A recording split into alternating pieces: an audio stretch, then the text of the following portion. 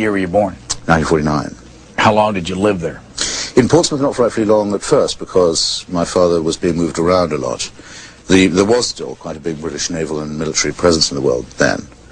And the first place I can remember is the island of Malta in the Mediterranean, which was then a semi-colony of the United Kingdom. It's where my brother was born.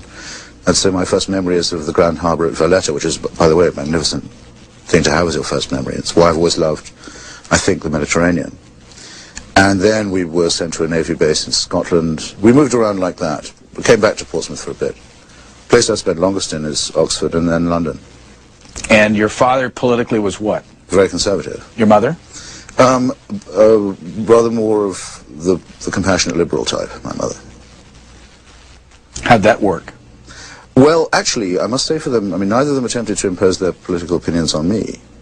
And until I developed my own views, I didn't really know what theirs were. I mean, then I found out that my father actually he really believed it all about basically the Conservative Party, the monarchy. Not so much the Church of England, I don't think, but you could say what it stood for. And I felt sad and bad about the decline of England as a country and as a society. Sorry, hard to say. And as a society.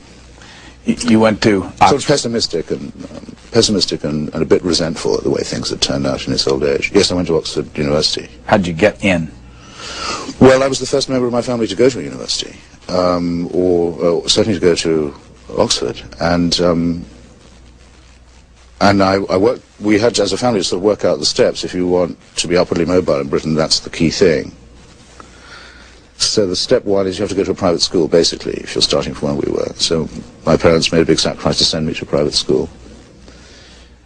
Where? In Cambridge, actually. A Methodist public school in Cambridge called the Lees. Pretty good school. And there I decided that I knew exactly what I wanted to do. I wanted to become a writer. Were you making good grades throughout all this period? Good enough, yeah. And then you have to have certain grades to try for Oxford, and then you sit a separate exam and have an interview and so on. And I knew that I wanted to go to Balliol College in Oxford, and I wanted to read philosophy, politics, and economics, the PPE course as it's called. And I wanted to be a writer or conceivably a politician. So I knew from very early on what I wanted to do. Who went to Balliol that you knew, or that you in history? No one that I knew about in history. Well, most of the last 5 or 6 prime ministers had been there, and a lot of the radical journalists and historians and authors had been. There was a kind of forcing house for. I mean, it's resented in England, the fact that even the opposition types come, the famous ones have been to the same colleges as the ruling class, but in a small country and a very encrusted society like that, probably unavoidable. Who's your favorite radical journalist in history?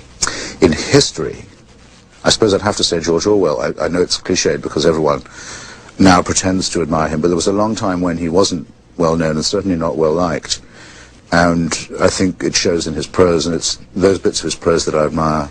Did he go to Balliol? No, he didn't go to university at all. Nor did my living favourite, Gore Vidal, go to college either. I've always thought that's a good counsel to people who think that credentials are everything. You don't have to do any of that. Orwell went to a privileged public school, but he then went off to be, again because of the poverty of his family, went off to be a colonial policeman in Burma. What did you like about George Orwell? Well, again, not to sound too conventional about it, I think he really would follow logic and honesty to their full conclusion. I mean, he would not be deflected by the fact that this might offend someone he knew or some cause with which he was associated, or more important, I mean, wouldn't even discompose himself. In other words, he thought, okay, if I don't like this conclusion, I'm still sticking with it if it's been arrived at honourably. It sounds like an easy thing to do or to say, but it's actually very hard to live by, and I think he really did live by it.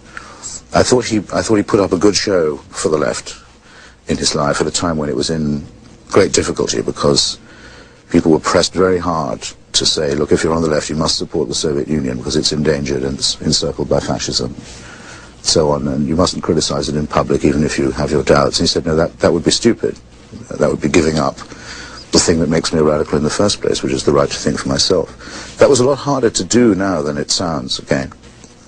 And then I think he was a very witty and brilliant stylist. I think his writings on other authors like Dickens, for example, his reflections on eternal subjects like capital punishment, for example, or family life, or ordinary things, arguments that never go away, always worth rereading.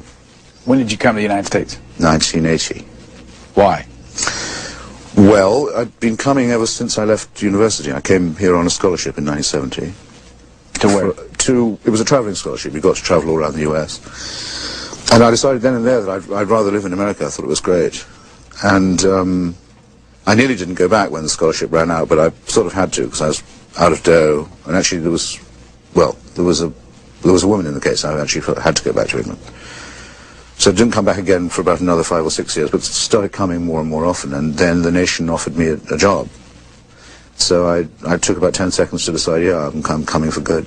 Where have you lived in the United States? New York at first, and then in Washington. I've been in Washington for nearly 10 years now. I can hear folks saying he likes it here in the United States and he's a socialist. Yeah, sure. I'm sure you've heard that before. Absolutely. If you want socialism, why did you come to the United States? Well, I think it's a very good question, and I ask it myself. I mean, there's a long tradition that's unfortunately been buried, forgotten, and it's exemplified by, I suppose, the greatest Englishman and the greatest American, certainly the greatest Anglo-American, Thomas Paine, who is in effect, I mean, the moral author of the Declaration of Independence and of important bits of the Constitution, and who wrote The Crisis and wrote Common Sense, and was one of the people who really nerved the colonial leadership to actually separate and declare for the United States, was the first person ever to use the term United States of America, would have written slavery out of the Constitution if he'd been allowed to. He wasn't allowed to. Would have put the emancipation of women in. Again, lost that battle. Think how much trouble would have been saved if he'd won. And is the founding radical, really, of the British left.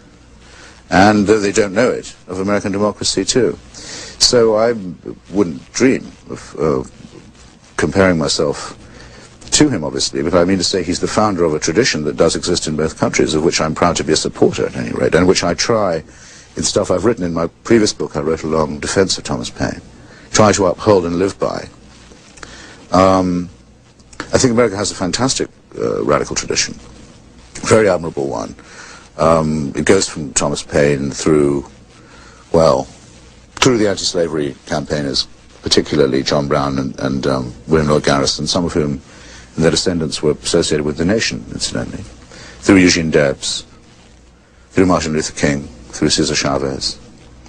And that's my tradition, if I can make such a bold claim. I hope not to disgrace it anyway, even if I don't enhance it.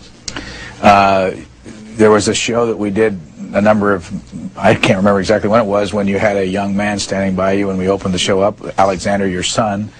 Yes. You're married? I'm not married to his mother anymore, but I'm married again, yes. And how many children do you have? Well, I have 2, and I have 1 on the way by my new wife. So I'm about to become an exemplar of family values, one way or another. Let's go back to Oxford. Yes. Because in the book you have a number of articles about then candidate Bill Clinton. Yes. You went to Oxford at the same time. Mm-hmm. Did you know him there? No, I didn't. I knew the house where he lived, 46 Lexford Road, quite well, because it was a well-known hangout for American exile, usually Rhodes Scholar, but not always, anti-war and pro-civil rights people, and those were my friends. And I knew people who knew Bill Clinton, and I still do know some of them. And I remember the milieu very well, and I remember we used to do all kinds of stuff to help out the American anti-war students, who I think were being very brave at the time, much braver than they're given credit for. But I'm sure, I've looked at pictures of him at the time, I'm sure I don't remember him. Who did you know? In fact, during the campaign I used to say to people, I can prove to you Bill Clinton is a moderate, as he claims, because if he was an extremist I definitely would have known him. What were you like there? What was I like? Yes. Well, I was, as I still am, an extreme leftist. Did you speak out? Yeah.